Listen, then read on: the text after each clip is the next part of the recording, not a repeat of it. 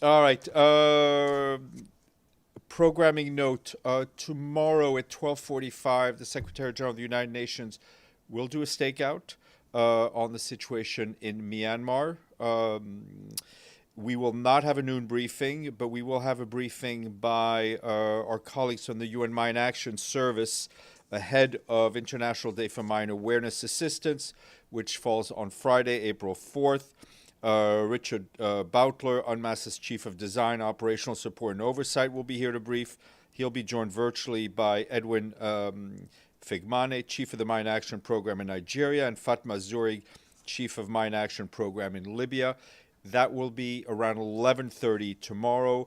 No noon briefing, and SG at about 12:45 at the Security Council stakeout. I have some thoughts to share with you on behalf of the Secretary General on the situation in Gaza. I can tell you that the Secretary General is deeply alarmed by the human toll of the intensified hostilities taking place in Gaza. He condemns the reported killing of over 1,000 people, including women and children, since the collapse of the ceasefire. Large-scale Israeli bombardments and ground operations have resulted in the widespread destruction and the displacement of over 100,000 Palestinians from Rafah in the last 2 days alone, most of them having already been displaced multiple times and having been displaced with very few belongings. The Secretary General is shocked by the attacks of the Israeli army on a medical and emergency convoy on March 23rd, resulting in the killings of 15 medical personnel and humanitarian workers in Gaza. Medical personnel and humanitarian emergency workers must be protected by all parties to the conflict at all times, as required by international humanitarian law.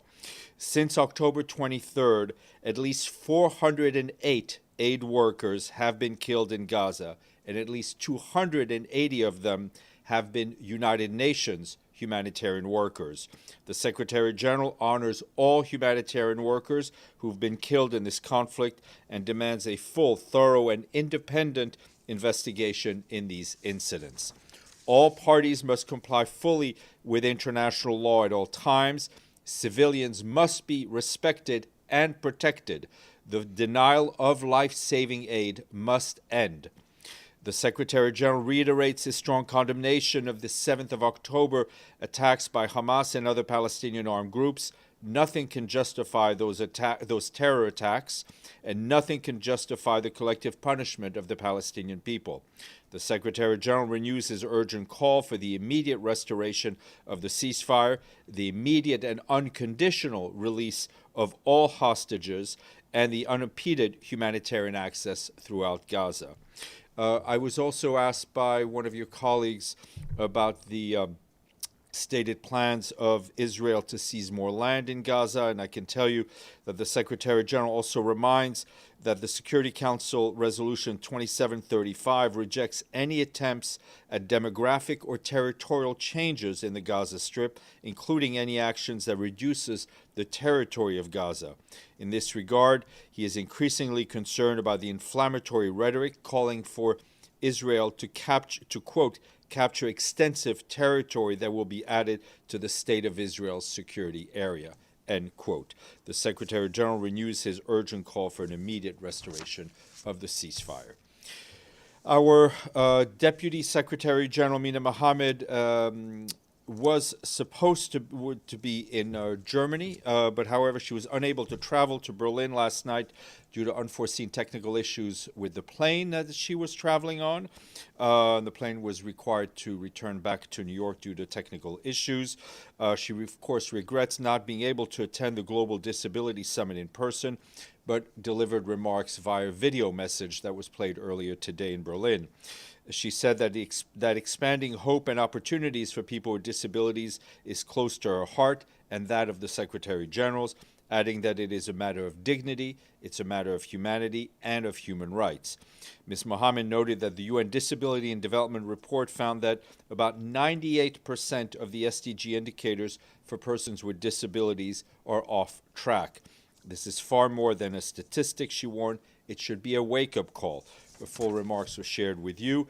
And today she will head off and try to take another plane and travel to Skopje in North Macedonia to meet with senior government officials as planned and to chair the annual regional retreat of the UN resident coordinators based in countries in Europe and Central Asia, focused on efforts on how to advance the sustainable development goals in their country. She will be back in New York over the weekend. I think you did get an extensive update on the humanitarian situation in Gaza from our colleague at OCHA. So I will just add that from UNRWA earlier this morning, Israeli Air Forces hit 2 rooms in the first floor of an UNRWA health center building, which was being used as a shelter for 160 displaced families when it was hit. The shelling reportedly killed at least 15 people, including 9 children, 2 women and 4 men. No UNRWA staff were killed or injured in this attack. Despite UNRWA staff warning of the dangers of the facility after the attack, many displaced families have not left the site simply because they have absolutely nowhere else to go. And turning to Myanmar, we and our humanitarian partners continue to support people whose lives have been deeply impacted by last Friday's devastating earthquakes. Dozens of aftershocks continue in the impacted areas, deepening people's fear and preventing many from returning to their homes. The aftershocks are also complicating humanitarian response efforts. In Mandalay City, the epicenter of the earthquake and one of the worst affected areas, many people are completely cut off from electricity and running water. Humanitarian workers on the ground have reported increasing cases of acute watery diarrhea among people seeking shelter in displacement sites in Mandalay and in the Sagaing region, along with dozen cases of heart-related illnesses. People affected continue to need urgent health care and medical supplies, safe drinking water, food, and other critical items. Tents and temporary shelter are needed, as well as latrines and other hygiene items to prevent disease outbreaks. People also need psychosocial support to address mental health needs following the earthquake. And in Mandalay City, humanitarian workers provided food and cash assistance to more than 10,000 people yesterday. The day before, over 20,000 people had received cash for emergency food, shelter, and other items in Mandalay and other areas, including Wetlet, Sagaing, and other areas. Water trucking operations have begun in Naypyidaw territory, serving approximately 45,000 people, although more than 300,000 need this kind of support. In Mandalay, more than 20 latrines have been constructed in displacement sites. Health response also continues with 3 metric tons of medical supplies, including trauma kits, delivered to hospitals in Mandalay and in Naypyidaw. That was done within 24 hours of the earthquake having struck. Nearly 30 field medical stations have been established in the most affected areas, providing emergency care for injuries and basic health services. We and our humanitarian partners continue to carry out assessment, mobilizing logistics, pre-positioned supplies to ensure the response is at scale. Funding, however, remains critically low. We appeal to the international community to step up in this moment and show support for the people of Myanmar. This morning, Security Council heard briefing on the protection of UN and associated personnel. Joyce Masuya, the Deputy Emergency Relief Coordinator, told Council members that humanitarian workers are being killed in unprecedented numbers, and we just highlighted that in Gaza. The vast majority of those killed, she added, are local aid workers who are always the cornerstone of any relief effort. Let us be clear, she said, there's no shortage of international legal frameworks to protect humanitarian and United Nations workers. What is lacking is the political will to do so. She called on Council members first to act to ensure respect for international law and protect UN and humanitarian workers. Second, she said we need the voice of the Council and the broader UN membership to be loud, to be clear, and to be consistent in condemning the UN and humanitarian personnel, including local staff. And third, she told Council members to request accountability. For his part, Gilles Michaud, the head of the UN Department of Safety and Security, reminded Security Council members that during the previous meeting, he had urged them to translate words of support for the protection of humanitarian and UN personnel into meaningful action, adding that progress so far has remained elusive. Those remarks were all shared with you. Update from the Central African Republic about our peacekeeping colleague who was tragically killed in that country on Friday. I can tell you that his name is Major Paul Ndungu Njoroge. He is from Kenya. He was 32 years old, serving as a military observer with the United Nations. Once again, we extend our deepest sympathies to his families, his colleagues, and to the people and government of Kenya. The UN mission has reinforced its presence on patrol routes in the areas of the incident and assesses that the situation has returned to relative calm. In addition, the mission deployed a team on site to investigate the circumstances of the incident. Turning to Sudan, our humanitarian colleagues on the ground say they're gravely concerned following reports of massive and sudden displacements of civilians in the Al-Malha area, which is about 180 kilometers north of El Fasher, the capital of North Darfur State. Local authorities estimate that about 250,000 people, mostly women, children, and older people, have been forced to flee their homes in the wake of the recent escalation of violence. Many are now scattered across 15 villages, lacking the most basic necessities. We are working with our partners in the area to verify those reports. Last week, the International Organization for Migration said that approximately 75,000 people are already been displaced in the area due to the ongoing clashes. The newly reported figures would mark a very significant escalation in displacement and signal a serious deterioration in an already dire humanitarian situation across North Darfur. We also continue to receive alarming reports of civilian casualties due to intensified hostilities across the region, including in and around El Fasher. Displaced families are in urgent need of the basics such as food, shelter, medical care, and hygiene supplies. We and our humanitarian partners are working to dispatch convoys and scale up operations, but access and insecurity remains a critical challenge. We urgently call for the protection of civilians and for humanitarian access to be guaranteed without any obstruction, so that much-needed aid can reach people who need it. On top of all this, our partners are working on health say that they continue to respond to a hepatitis outbreak in eastern Sudan, spreading among displaced communities at the Garb al-Matar displacement site in Kassala State. Between the 27th and the 31st of March alone, more than 60 new suspected cases were reported, bringing the total of 236 cases in less than a month.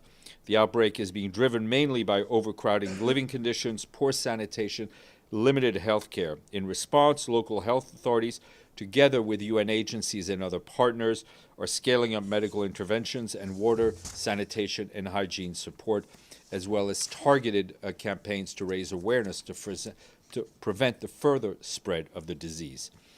Moving to South Sudan, where a peacekeeping mission is continuing to support efforts to broker a cessation of hostilities and a return to calm. Today, Nicholas Haysom, our head of the peacekeeping mission, exchanged views with Charles Tai Gitari, chair of the reconstituted Joint Monitoring and Evaluation Commission, on the need for regional and international partners to maintain momentum towards a peaceful solution in the face of rising tensions and conflict. The African Union panel of the WISE has also touched down in Juba, and Mr. Haysom is due to meet tomorrow with the delegation, which has been deployed to support mediation and conflict prevention. On the security front, there are reports of clashes between forces allied with the two main parties, that is the South Sudan People's Defense Forces and the Sudan People's Liberation Army in opposition. Those clashes are taking place in western Equatoria and the southern part of central Equatoria province. An outbreak of intercommunal violence in Abiy Yemen home in the far north is also causing concern, with our peacekeepers currently protecting at least 200 displaced civilians near a temporary base. And on the humanitarian front in South Sudan, the escalation is also having an impact on the World Food Programme's operations. Our colleagues from WFP say that the food distribution to 167,000 human beings in Upper Nile State have been paused due to the active fighting.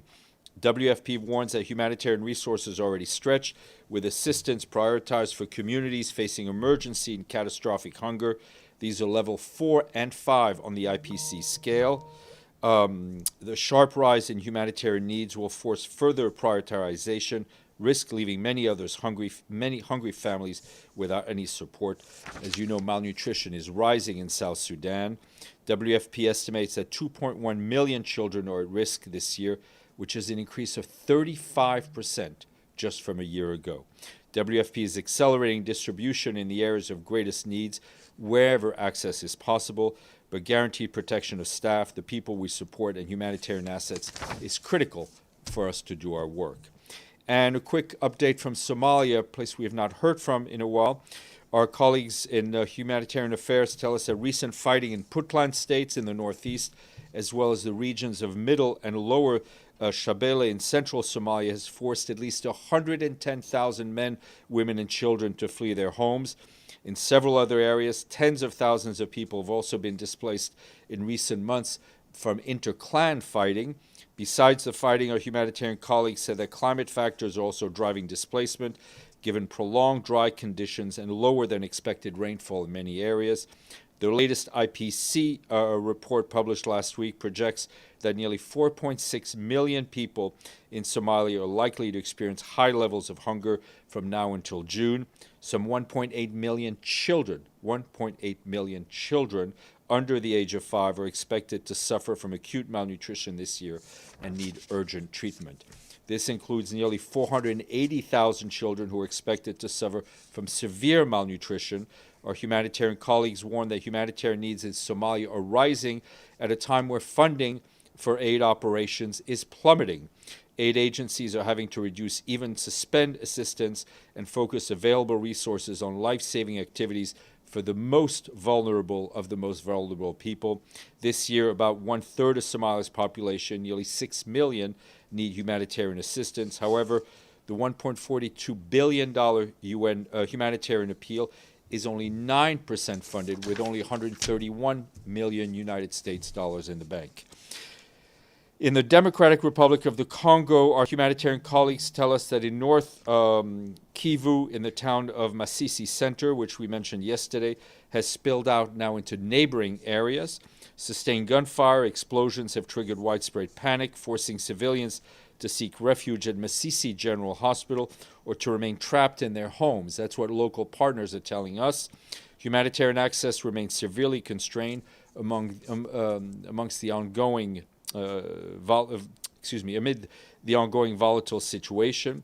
In South Kivu, intense clashes yesterday in several villages of Walungu territory forced markets, shops, and basic services to close, leaving civilians confined to their homes. That's what local partners are telling us. Separately, civil society groups are reporting that 4 women and girls were abducted and raped by armed men in Calais territory between the 29th and the 30th of March. 3 survivors received medical care. A 4th one could not get access to adequate treatment due to depleted medical stocks, a direct consequence of the supply chain disruption due to the fighting. Local partners say a sharp rise in sexual violence perpetrated by armed groups has been seen in recent weeks in both North and South Kivu provinces. In Uvira, despite the resumption of basic services and relief activities, health centers are confronting medication shortages due to insecurity along the roads with the provincial capital, Bukavu. In Ituri, local health authorities confirming that an armed group attack in the Dedya territory of Jugu on March 31st killed 2 civilians. Hundreds of people have fled to surrounding areas. We urge all parties to uphold their obligations under international humanitarian law and to ensure safe, rapid, and unimpeded humanitarian access to people in need. Everyone, all parties, must do everything they can to protect civilians in military operations. Civilians must be protected and able to access the basic and essential services they need to stay alive. And turning to Haiti, our colleagues there tell us that our humanitarian colleagues tell us that violence is now spreading to the center department, forcing civilians to flee their homes. As we mentioned yesterday, this weekend's attack in Mirebalais in Haiti, which reportedly resulted in the escape of more than 500 detainees from a prison, has also led to, according to OCHA, widespread looting, the burning of homes, the burning of schools, and churches. This incident highlights how gang activity is expanding beyond the West Department, where Port-au-Prince is located. Meanwhile, violence continues to intensify in the metropolitan area of Port-au-Prince, Displacement there has steadily increased since January, 170,000 people to 185,000 people at the end of March, according to IOM. Thousands of displaced people are now sheltering in makeshift sites, including schools and public buildings. We and our partners continue to monitor the situation, assess the needs, and support humanitarian response when security permits. Earlier this morning, Volker Turk, our High Commissioner for Human Rights, briefed the General Assembly on the Secretary General's report on missing persons. He noted that the main pain of not knowing the fate of a loved one is the worst thing that can ever happen to anyone. He also stressed the enormous scale of the issue with an unprecedented number of large-scale conflicts and the disregard for international humanitarian law resulting in the large number of people gone missing. His remarks were shared with you. Today is World Autism Day, and in his message, the Secretary General said around the globe, people with autism are making enormous contributions to societies, human endeavors, and individual lives. Today, we reflect on those achievements, but also recognize the significant challenges that remain. Just for your information, there'll be a screening tomorrow at 10 a.m. in Conference Room 2. The Committee on the Exercise of the Inalienable Rights of the Palestinian People is organizing a meeting that includes speakers such as Basil Adra, the Palestinian co-director of the Oscar-winning territory No Other Land, as well as an official from the High Commissioner for Human Rights Office and a human rights lawyer. Speakers will focus on human rights and legal aspects around land issues in the occupied Palestinian territory. At 1 p.m. in Conference Room 2, the committee will organize a screening of the film.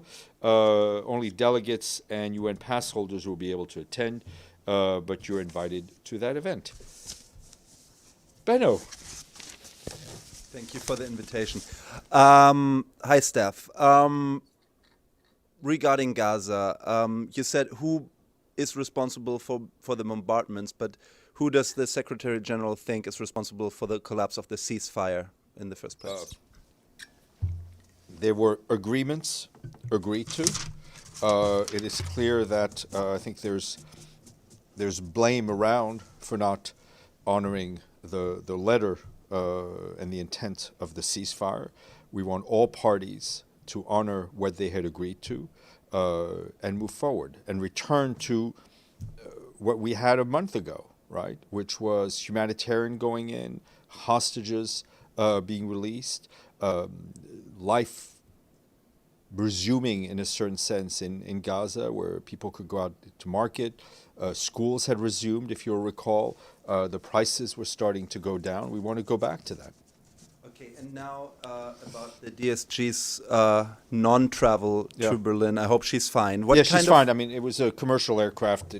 That was my question. Yes. So it was a commercial. She was not okay. She does not. Because I didn't see any report about a plane had to. No, I mean it was a mechanical. It was a mechanical issue having to do with pressure in the cabin before they started off on the North Atlantic. I think they turned around near Gander in Canada. Okay, so nobody was harmed. No one was harmed. Just Berlin couldn't make it. Exactly. Yes, Dennis.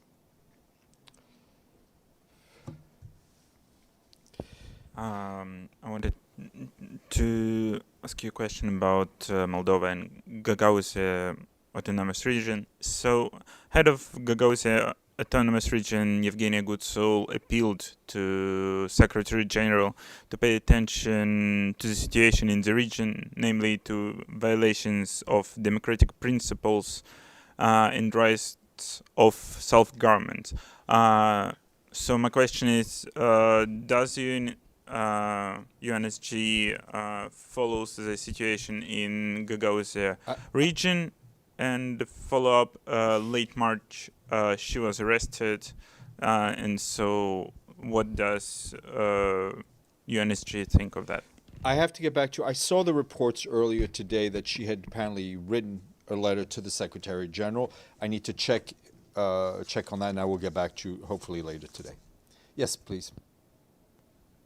Steph, once again today, Azerbaijani civilian severely maimed because of mine explosion in Karabakh region of Azerbaijan in Agdam. So lately, Secretary General expressed that the mining efforts is UN top priority in Azerbaijan and UNDP in the region for a long time. But there is no any report or official statement about their efforts, and also this kind of incidents happen. I mean, shortly, why UNDP doesn't? I will put you in touch with our UNDP colleagues, and they can answer that question. I don't have any information on that particularly. Because follow up actually. April 4th is International Mine Awareness Day. Yes, and that's what we're having the.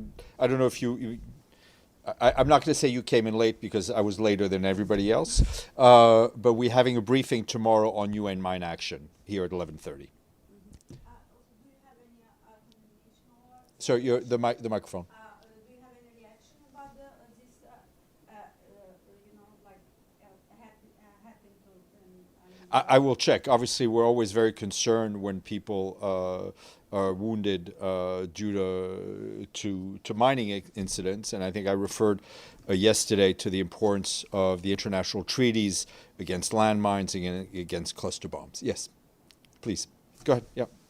So you just mentioned that this year only 9% of Somalia humanitarian aid fund has been secured. That's correct. Yeah. Is this progress normal, and what has been the reason? It is. It is. Well, the reason is because there's not enough money. People aren't. I mean, the reason it's only 9% funded is that we haven't been able to mobilize enough money. The donors have not come forward with enough funds.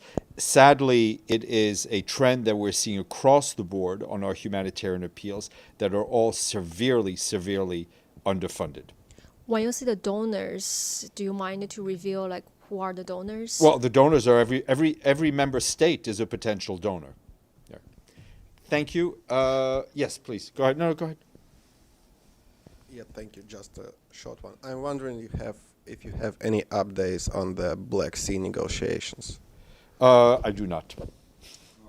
I'm also Yes, sorry. go ahead. One last question. So you know that today that U.S. is also announcing tariffs across like almost the whole world. Is the Secretary General concerned about this, and what's we U.S. will position? we will obviously have to see what the announcement will be now in an hour and 15 minutes. I can tell you we've expressed our concern about what we've seen as a rise in economic protectionism and concern about the impact it could have on the global economy. Thank you. Thank you.